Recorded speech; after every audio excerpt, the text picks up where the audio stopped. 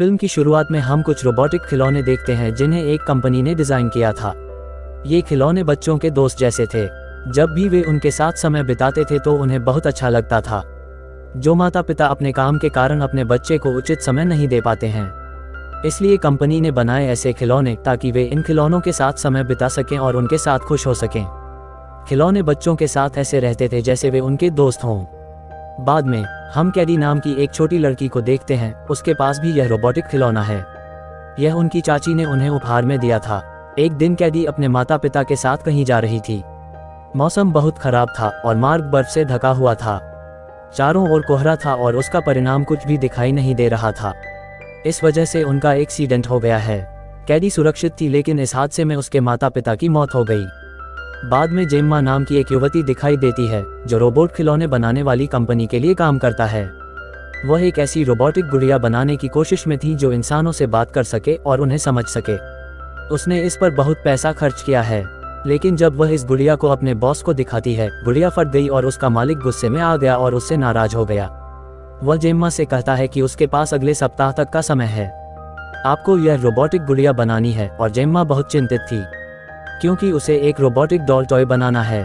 जेम्मा अभी भी इसी तनाव में थी और उसे अस्पताल से एक कॉल आया।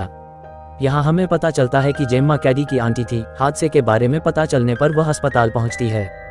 कैडी का इस दुनिया में जेम्मा के अलावा कोई नहीं है। कैडी अब जेम्मा की हिरासत में था। इसका मतलब है कि कैडी अब जेम्मा के साथ रहेंगे।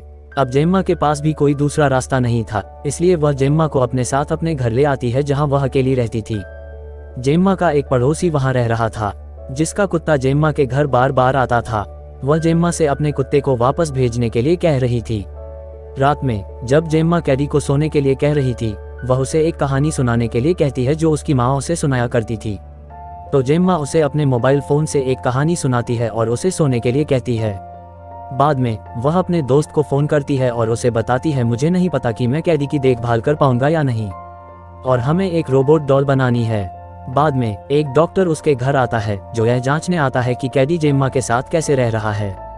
वह जेम्मा से कहती है, यदि आप जेम्मा की ठीक से देखभाल करने के लिए तैयार हैं तो कोई बात नहीं तो उसके दादा दादी भी उसे अपने साथ रखने को तैयार हैं। डॉक्टर चला गया और जेम्मा फिर से रात में अपनी रोबोट गुड़िया पर काम करना शुरू कर देती है। इसी बीच कैडी वहां आती है और एक विशालकाय रोबोट को देखकर पूछती है, क्या आपने यह रोबोट बनाया है? जेम्मा बताती है, मैंने इसे तब बनाया है जब मैं कॉलेज में थी।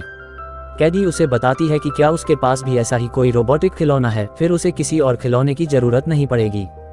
जेम्मा को अंदाजा है कि वह रोबोटिक गुड़िया बना रही थी। इसमें वह ऐसे फंक्शन रखेगी जिन्हें बच्चे अपना दोस्त मानेंगे और उसके साथ खेल भी सकते थे। वह सोचती है कि अगर वह रोबोट गुड़िया बनाती है तो उसका समय बचेगा और उसे कैडी का अधिक ध्यान नहीं रखना पड़ेगा। वह अपनी प्रयोगशाला में जाती है और रोबोटिक खिलौना बनाना शुरू करती है और उसकी आंखों में एक कैमरा लगा देता है ताकि उसकी रिकॉर्डिंग हो सके। और वह अपने दिमाग में ऐसे सिस्टम रखती है से वह सब सोच सकती थी जो मनुष्य सोचते हैं। और वह एक खूबसूरत गुड़िया की तरह एक खूबसूरत चेहरा ठीक करती है। जेम्मा ने काफ़ी मेहनत के बाद एक सुंदर दिखने वाली गुड़िया का निर्माण किया है। उन्होंने इस गुड़िया को एक जीवित इंसान की तरह बनाया है। वह सोच सकती है और उसमें दुख और खुशी है। उन्होंने इस डॉल का नाम मेगन रखा है। वह मेगन का परीक्षण करने के लिए अपने बॉस को बुलाती है। वह मेगन को कैडी के साथ बैठती है और मेगन खूबसूरती से कैडी की तस्वीर खींचती है। यह देखकर वह काफ़ी खुश हो जाती हैं और मेगन भी कैडी की खुशी को महसूस कर खुश हो जाती है। जेम्मा के इस हुनर जब बूब्स देखते हैं तो वह काफ़ी खुश हो जाते हैं। वह उससे कहता है कि जल्द ही हम इस गुड़िया को बाजार में लाएंगे। कैडी और मेगन को घर लाने के बाद जेम्मा घर लौट आती है। कैडी मेगन की कंपनी को काफ़ी एंजॉय कर रहे थे। वह उसे वह सब कुछ सिखाती है जो माता पिता अपने बच्चों को सिखाते हैं। जेम्मा और कैडी दोनों खुश थे। अब जेम्मा मेगन को लैब में परीक्षण के लिए ले जाती है। उसका दोस्त जो उसके साथ काम करता है उसे बताता है, बेकार है ऐसे खिलौने बनाना जो काम माँ बाप अपने बच्चों से करते हैं। अब ये खिलौने करेंगे और आप उसे समय देने के बजाय इस खिलौने को कैडी के पास रखेंगे। जेम्मा का कहना है कि उसके साथ रहने के बाद कैडी अपने माता पिता के नुकसान से बाहर निकल रही है। मेगन मौत का शब्द सुनती है और उसे अपने मस्तिष्क में फिट कर लेती है। वह सोचती है, अच्छा तो एक दिन सबको मरना है। जब जेम्मा कहती है कि मेगन का काम उसे मैनेज करना है और कैडी की देखभाल करने के लिए, और मेगन भी उसके दिमाग में फिट बैठती है। अगले दिन से मेगन ने कैडी की देखभाल करना शुरू कर दिया और भीतर ही भीतर कुछ और ही सोच रहा था।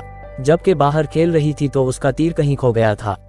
जब वह मेगन से इसे खोजने के लिए कहती है, वह उसे स्कैन करती है जो एक घर के पास गिरा था, लेकिन वहां एक कुत्ता था जिसने मेगन को पाल रखा था। जब कैडी मेगन को मुक्त करने जाता है तो कुत्ता भी कैडी को काट लेता है। इस बीच जेम्मा आती है और उसे बचाती है और मेगन को भी। मेगन के दिमाग में और भी बहुत सी बातें फिट बैठती हैं। वह उस रात उस कुत्ते को अपने पास बुलाती है और उसे मार देती है। अब मेगन उनके लिए एक बड़ा खतरा बन गई हैं। अगले दिन जेम्मा की अपनी प्रस्तुति है जिसमें वह कैडी को भी अपने साथ ले जाती है। जेम्मा उससे कहती है, अगर तुम ठीक नहीं हो तो इसे छोड़ दो, क्योंकि उसे मेगन को कैडी के साथ सबके सामने दिखाना है और यह भी बताना है कि मेगन कैडी की देखभाल कैसे करती है। लेकिन कैडी जाने के लिए तैयार थे। जब जेम्मा उसे कार्यालय ले जाती है तो सभी निदेशक मंडल वहां मौजूद थे। वह वहां रोने लगती है क्योंकि वह अपने माँ और पिताजी को याद कर रही थी। जब मेगन उसे रोते हुए देखती है तो वह उसके पास आती है और उसे रोना बंद कर देता है जैसे कि वह उसकी बड़ी बहन हो। वहां बैठे सभी लोग उसे देख रहे थे। वे खुश हो गए और उन्हें आगामी प्रोजेक्ट भी देने का फैसला किया। बाद में हम देखते हैं कि एक आदमी जेम्मा के लैपटॉप से चुरा रहा है, जिसे वह दूसरी कंपनी को बेचने वाला था। अगली सुबह जेम्मा कैडी के साथ थी और वह उससे बात करने की कोशिश कर रही थी, लेकिन वह मेगन के साथ व्यस्त थी। थोड़ी देर बाद एक डॉक्टर आता है जो कैडी की जांच करने आता है। जब उसने वहां अपने माता पिता के बारे में बात की, वह थोड़ी उदास हो जाती है और रोने लगती है। यह देखकर मेगन डॉक्टर के पास आती है और उससे कहती है, आपको कैडी को रुलाना नहीं चाहिए। यह सुनकर डॉक्टर थोड़ा डर गया। वह समझती है कि इस गुड़िया के दिमाग में क्या चल रहा है। जब डॉक्टर जेम्मा से बात करती है तो वह उससे कहती है कि मेगन ने कैडी की देखभाल कर ली है और वह अब ठीक हो रही है। डॉक्टर कहते हैं, यह ठीक है, लेकिन कैडी को किसी इंसान की जरूरत थी, और अगर वह इससे जुड़ी है तो वह एक रोबोटिक खिलौना है। वह एक दिन समाप्त हो जाएगा और तुम यहाँ गलत हो। रात में जेम्मा कैडी से उसके स्कूल के बारे में पूछती है और कैडी कहती है कि मैं स्कूल जाऊंगी, लेकिन मेगन को साथ लेकर। जब जेम्मा सहमत नहीं होती है तो उसकी कैडी के साथ बहस होती है। इस बीच मेगन जेम्मा पर चिल्लाती है। रोशनी अचानक बंद हो जाती है और फिर चालू हो जाती है। जब जेम्मा ने मेगन को खुद को बंद करने के लिए कहा तो वह खुद को बंद नहीं कर रही थी। जेम्मा भी मेगन के बारे में सोच रहा था। अगले दिन जब जेम्मा कैडी को स्कूल छोड़ने आती है, मेगन भी उसके साथ थी और वह उसे अपने साथ ले आती है। लेकिन मेगन को टॉय टेबल पर रखा गया था जहां सभी खिलौने थे। स्कूल में एक लड़का था जो बदतमीजी करता था। शिक्षक उसे कैडी के साथ जंगल में भेजता है, इसलिए वे वहां से जाकर कुछ फल ला सकते थे। जब वे जंगल में जाते हैं तो लड़का कैडी के साथ बदसलूकी करने लगता है और मेगन कहीं से भी वहां आ जाती है। जब लड़का मेगन को देखता है तो वह उसे चिढ़ाने लगता है। मेगन का एक ऐसा कार्यक्रम था जिसे वह नहीं जानती और वह उसके सामने बोल नहीं पाती है। वह चुप रही और लड़का मेगन को अपने साथ लेकर वहां से भाग गया। कैडी बुला रही थी मेगन, वह उसे गिराकर तोड़ने ही वाला था। मेगन उस लड़के के कान पकड़ती है और उससे कहती है, तुम इतने बदतमीज लड़के हो, मैं तुझे तमीज सिखाऊं, और उसके कान पकड़कर अलग कर देती हूँ। फिर वह इस तरह खड़ी हो जाती है जैसे वह कोई भूत हो। जब लड़का दौड़ रहा था, मेगन ने उसे मारने के लिए उसका पीछा किया, लेकिन वह लड़का स्वेच्छा से नीचे गिर जाता है और एक कार की चपेट में आकर मर जाता है। जेम्मा कैडी और मेगन को अपने घर ले आती है। वह कैडी को चिंता न करने के लिए कहती है और कैडी उससे कहती है मेगन उसके पास आई है। इस बीच उसके दरवाजे की घंटी बजती है और जब वह जांच करने जाती है, एक पुलिस अधिकारी वहां आया जो पड़ोस की महिला के कुत्ते की जांच कर रहा था। बाद में वह जाता है और हमें पता चलता है उस मेगन ने उस कुत्ते को मार डाला है और इस बारे में कोई नहीं जानता। रात में मेगन कैडी से कहती है कि उसे किसी से डरने की जरूरत नहीं है, मैं किसी भी कीमत पर तुम्हारे साथ जरूर रहूंगा, और उसे ललकार कर वह बाहर आ जाती है। बाद में उस महिला को अपने पास बुलाकर उसे बुरी तरह से मार डालता है, जो अपने कुत्ते को ढूंढ रहा था। अगले दिन जब पुलिस जेम्मा के घर की जांच करने आती है, वह जेम्मा से कहता है कि जब भी किसी की मृत्यु हुई तुम्हारी गुड़िया थी, जब वह लड़का मरा तो उसकी गुड़िया उसके साथ थी। अब इस महिला के साथ देखो, मुझे शक नहीं है, बस उसकी रिकॉर्डिंग जांचें। और अब जेम्मा को भी संदेह हो रहा था। जब वह मेगन के अंदर की रिकॉर्डिंग की जांच करने लगती है तो उसे कुछ नहीं मिलता है। ऐसा लगता है मानो मेगन ने खुद ही अपनी रिकॉर्डिंग डिलीट कर दी हो। अचानक मेगन भूत की तरह वहां आ जाती है। जेम्मा उसे देखकर डर जाती है और वह अपना बटन बंद कर देती है। वह उसे वापस अपनी प्रयोगशाला में ले आती है क्योंकि मेगन अब उसके लिए खतरा लगती है। वहां कैडी उससे नाराज थी, इसलिए उसने मेगन को ठुकरा दिया। जेम्मा उसके साथ आने के बाद उन्हें मना करती है कि हमें इसे अभी लॉन्च नहीं करना चाहिए। इसका मतलब है कि हमें इसे किसी के सामने प्रकट नहीं करना चाहिए। मुझे लगता है कि वह इंसानों के लिए खतरा है। उनके साथ काम करने वाले लोगों का कहना है, ठीक है, हम इसके फंक्शन बदल देंगे, लेकिन हम इसे रोक नहीं सकते क्योंकि बॉस ने इस पर बड़ी रकम खर्च की है। कैडी काफ़ी परेशान थी और डॉक्टर उसे समझा रहे थे क्योंकि कैडी मेगन को खोना नहीं चाहता।